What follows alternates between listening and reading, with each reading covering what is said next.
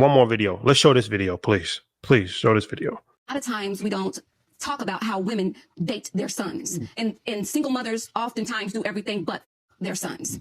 And that's the reason why I say, you know, a single mother is a boy factory. But single women become so emotionally dependent upon their children, specifically their sons, that they will convince themselves that they don't need a man. Because this boy is not your son, he is your man. When you want to cuddle, you go lay down with them. When you want some emotional time, you go watch movies with them. You touch them and you rub them and you massage them. And you do these things, everything that you would do to a man to suffice that. A lot of women even dress their sons like the man that broke their heart. The son-husband complex. And he's that de facto hubby or emotional tampon, for lack of a better term. Some single moms do use their sons as son-husbands in terms of like toys. Like when they want to watch a movie, they're hugged up with the son, want to love bomb or basically just get some type of affection. Emotional labor. Yeah. And even going as far as dressing the son up like their man. When he gets into a relationship later on in life, she wants to be the other wife. Okay. So this woman goes viral for saying that single moms are raising a fuckboy factory. The fuckboy factory. Legendary. Legendary. But you know what?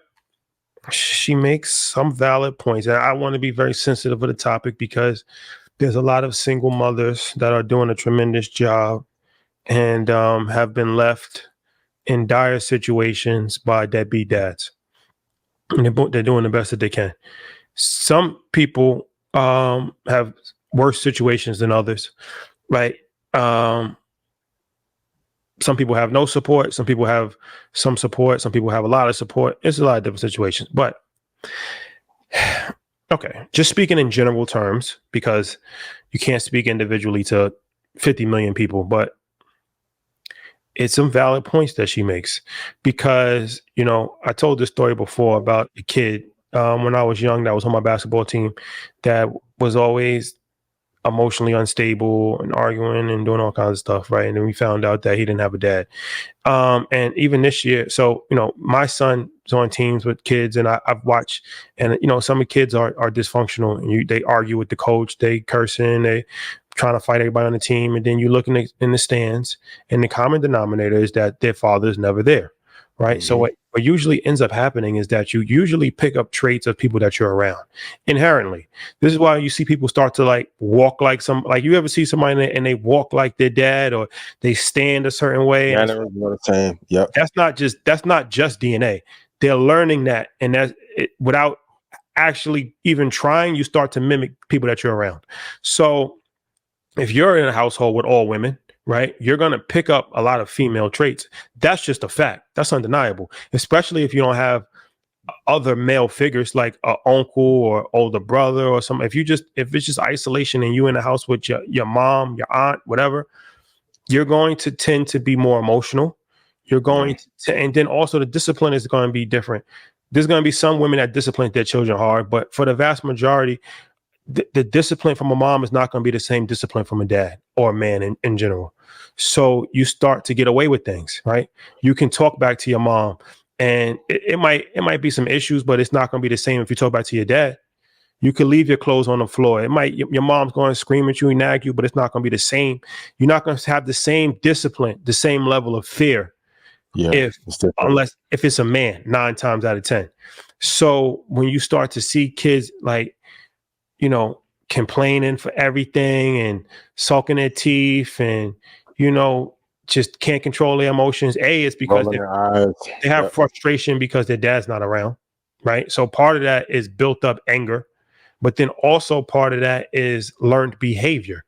Now, the part that's interesting that I never really thought about was when she said that you start to treat your son like your man.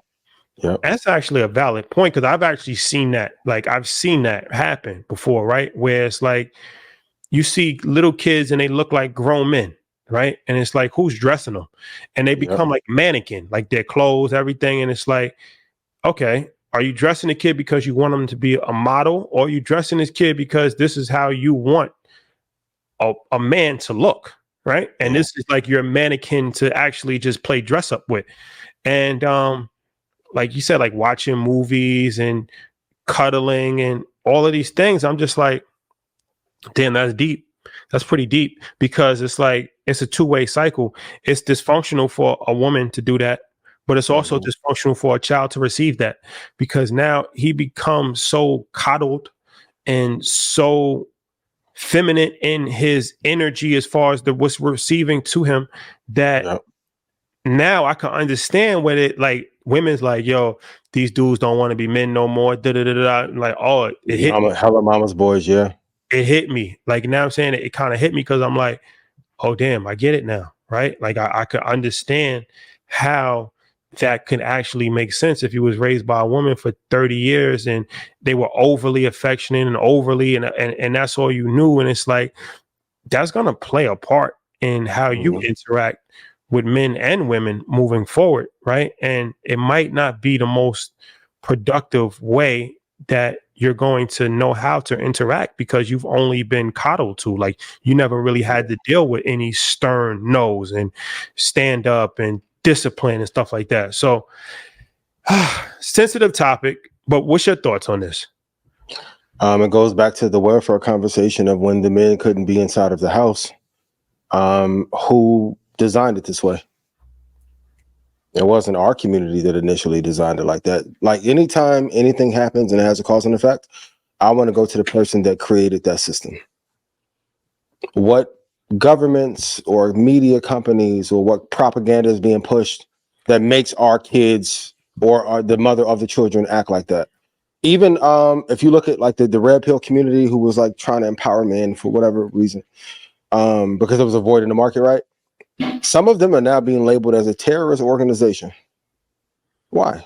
Out of all the threats that's on YouTube, they're a terrorist organization. Like, I think anytime that we start to build, like, even, and we'll go to this later, for the longest time in our community, if you got to $100,000, you were achieving something. And as soon as in mass we got to 100,000, oh, let's raise inflation like crazy.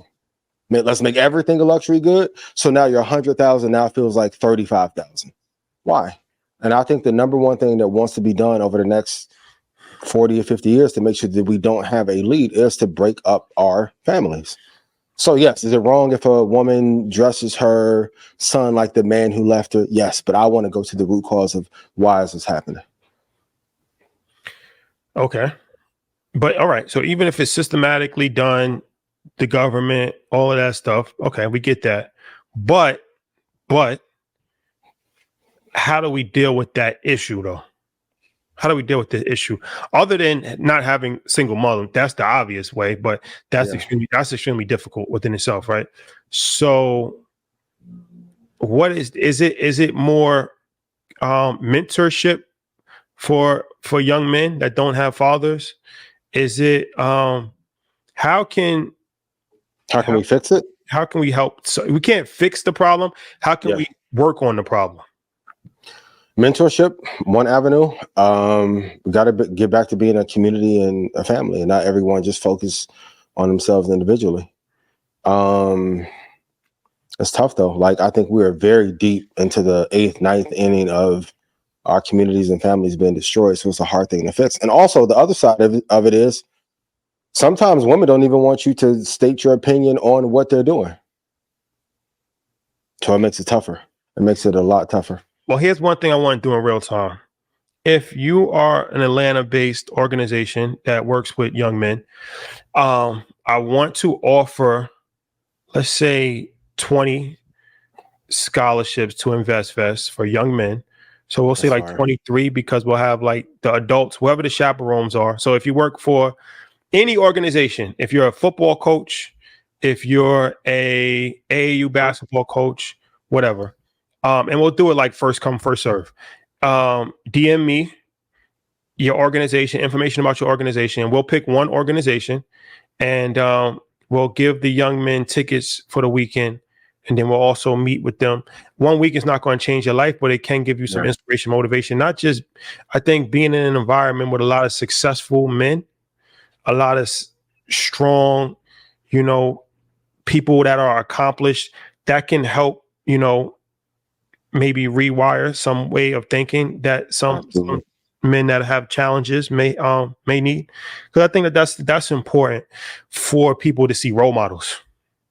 Right. That's true. really comes down to that, because it's like your role models are the people that you look up to and you aspire to, right? So it's like with having a lack of role models leaves you to only rely on what you know, and what you know might not be. And like I said, the mom could be doing a great job, but no mom can be a mom and a dad. That's impossible.